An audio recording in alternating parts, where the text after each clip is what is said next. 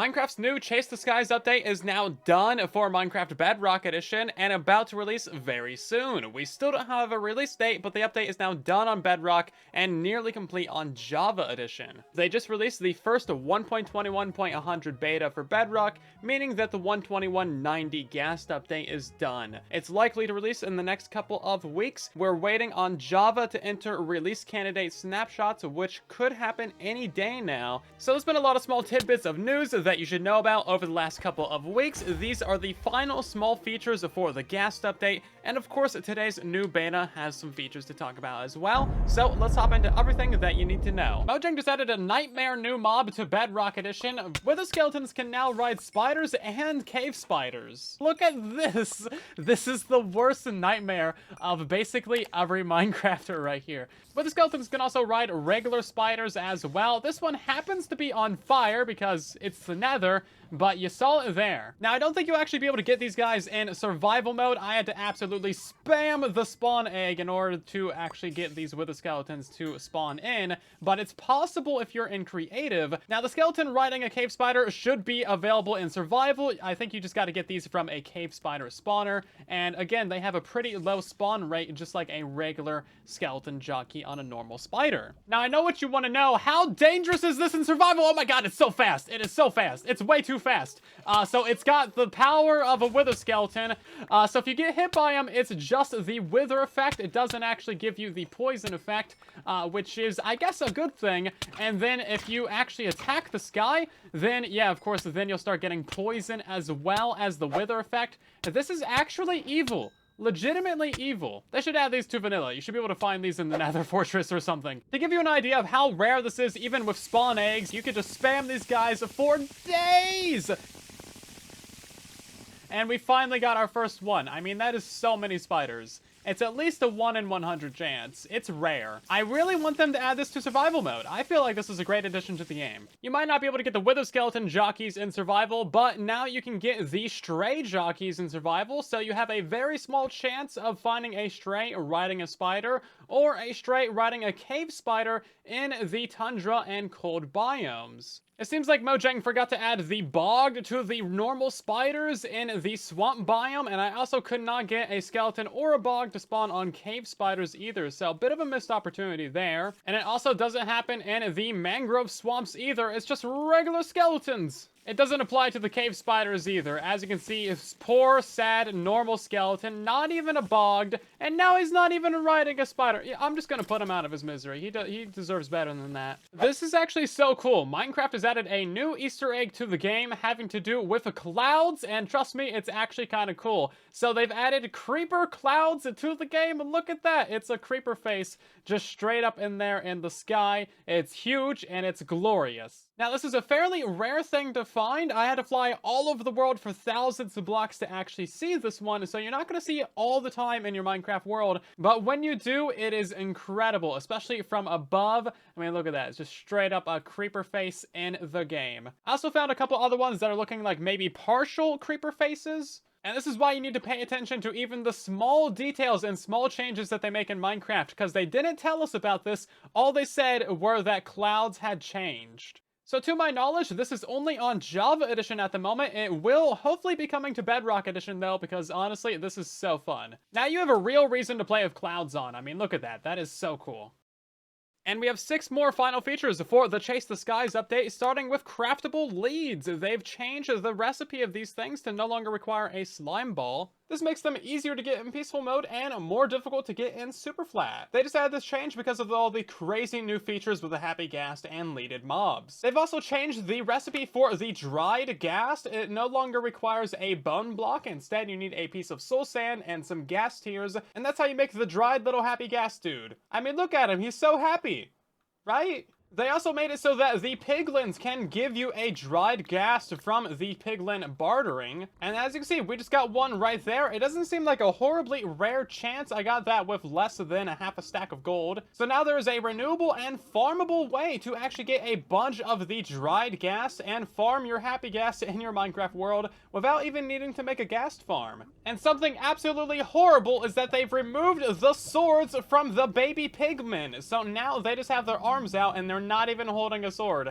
What kind of travesty is this? Let them have a sword. We need to make a petition to petition Mojang to give them their swords back. Because look at this. This is horrible. This is so sad. And by the way, these guys still attack you, but now they just punch you instead of stabbing you with a tiny little butter sword. So what is even happening here, Mojang? I mean, come on. On Java Edition, they still got the little baby sword, and this is perfect. That's how it should be. Blazes also just got a huge upgrade. They can now attack you from up to 48 blocks away, which is matching Java Edition parity, and now you can hear them from 32 blocks away. Previously, they could only attack you if you were within 16 blocks, so now they have 3 times the attack range. And fun fact, that's outside of the Sim 4 despawn range of 44 blocks, so nowhere is safe. So they have a larger attack distance than a despawn distance, which seems a little bit silly. So be very careful anywhere in the Nether if you are around a Nether fortress, because you might just get sniped by these guys and not even hear it coming.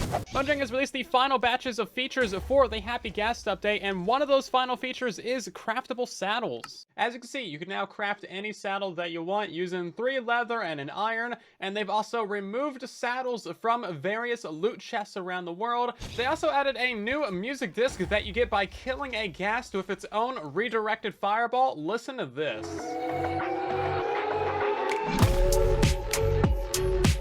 This entire song is like 2 minutes long. I'll have the full thing linked down in the description, and also check out Zloy's animated video on it. It's literally so good. You will not regret it. Watch it. This music is by Amos Roddy, and they also have 5 other tracks being added to Minecraft that play in various biomes across the world, such as cherry groves, forests, desert, grove, and lush caves. They also added a new menu panorama with a little valley biome, a whole bunch of happy Ghast flying around, and then it stares directly at a stone wall with a dried Ghast, and it makes you all sad, but then it opens up into a nice little cave with a whole bunch of little happy Ghastlings. So actually, it evens out. It is actually a good panorama. For some reason, there are just random birch logs all over this panorama. I don't know why, but they exist.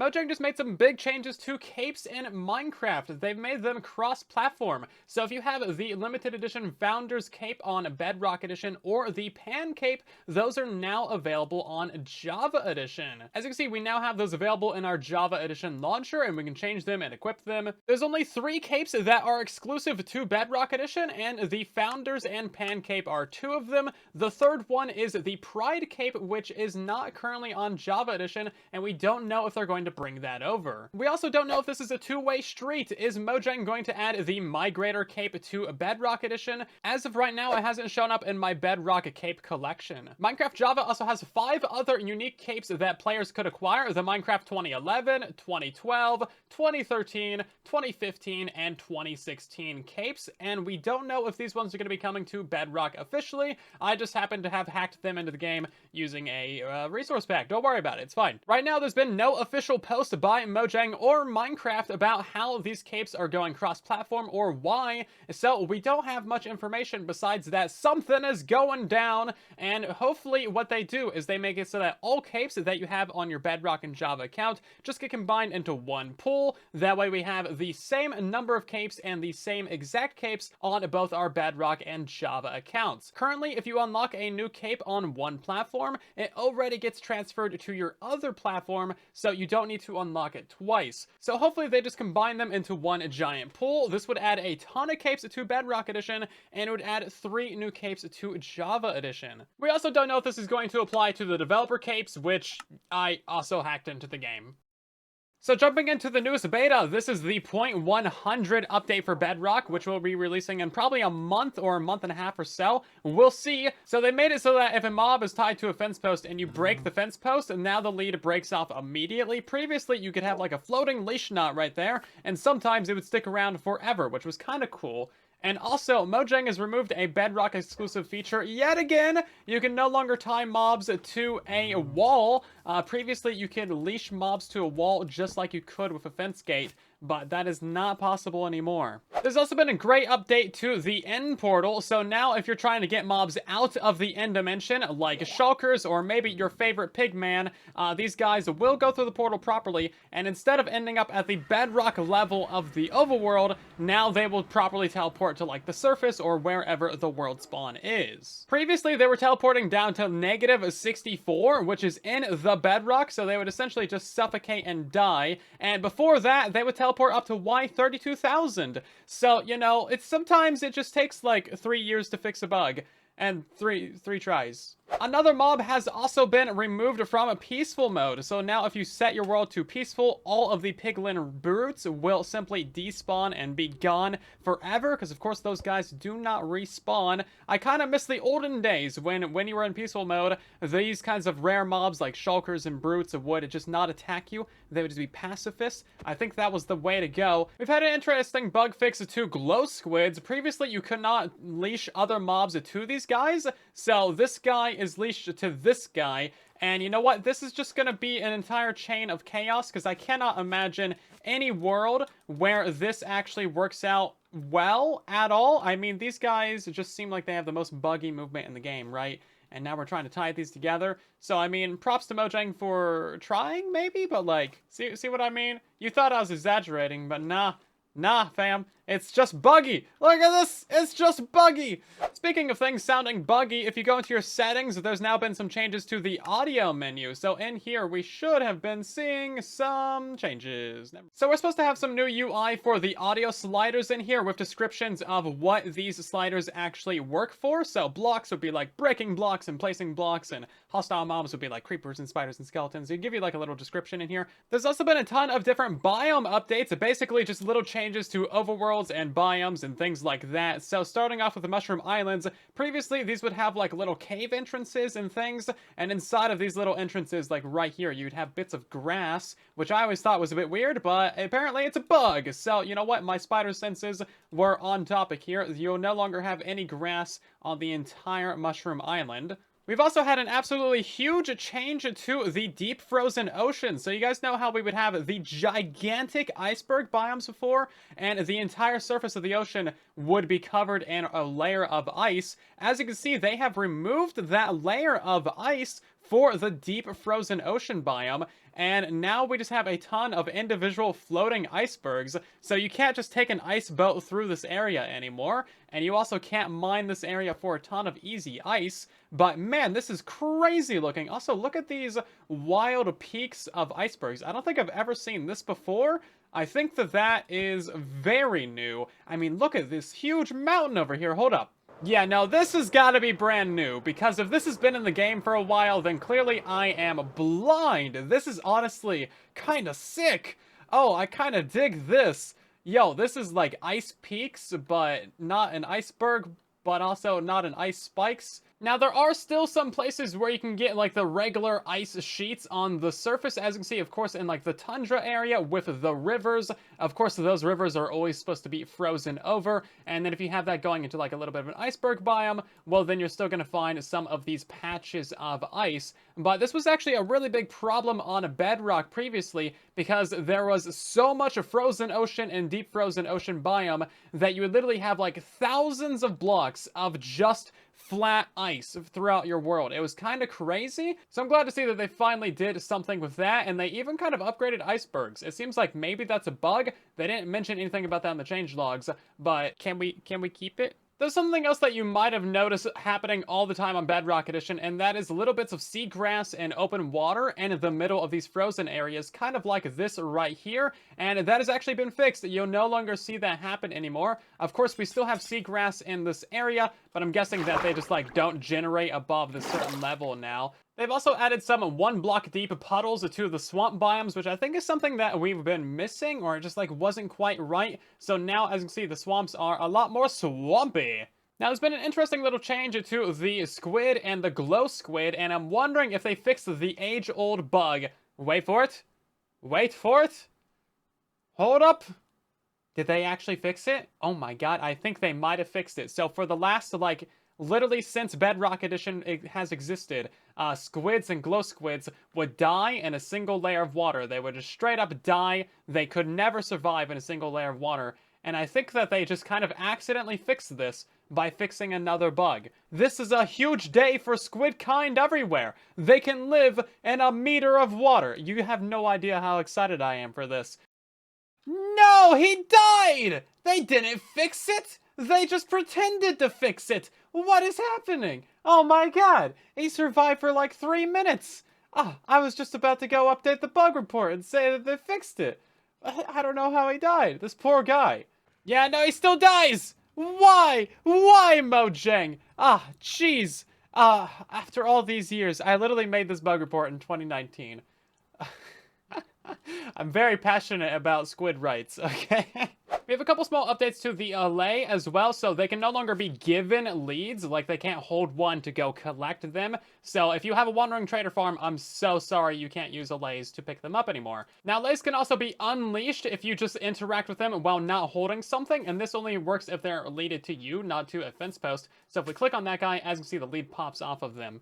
Now, I also found an issue with vibrant visuals in this update. I'm not sure if this is intended or a bug, but you cannot toggle vibrant visuals while you're in game. So if you go to your video settings, as you can see, the button is just grayed out. So if it's on or if it's off, you have to literally log out of the game and then go all the way back to the main menu over here, go all the way into your video settings, scroll all the way down to the bottom, toggle that thing on, and then click out of that, click back out of it, go back into the game just to toggle it.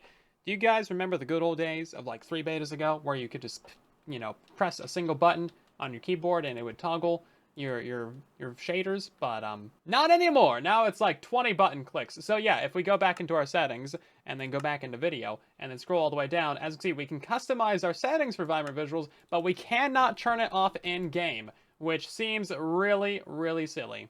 Now, on a positive note, Vibrant Visuals does have some really interesting features. So, for instance, if you go into a mushroom biome, then, like, the entire sky and stuff turns purple. Like, there's actually, you know, biome-specific fog and, you know, sky colors and things like that. Now, this also looks really interesting in the Pale Garden as well. So, if we go into the Pale Garden, you're gonna see the entire sky, like, changes colors to this crazy, like, pale orangish color. Now, it doesn't quite render right with water, but don't worry about that right now. And there's actually like fog in here as well. And honestly, it looks so spooky in here with the light rays coming through and stuff. It is just honestly great. And then if you combine this with the actual creakings and the flowers themselves, these things like actually glow and stuff. Oh man, it looks so good. Now, interestingly, the end dimension has had some changes. So previously it was very purpley, but of course it's a little bit more bluish now. But they've also added weather to the end dimension. I don't know if you guys have heard about this, but we've had a tiny little bit of an end update. I just had one happen. I don't know how common they are, but they are actually pretty cool. They have their own sound effect as well. Oh my god, there's one! Yeah, it's just like random explosions of purple, and it has like this crazy sound with it, lights up the entire area. I think they are teasing an end update.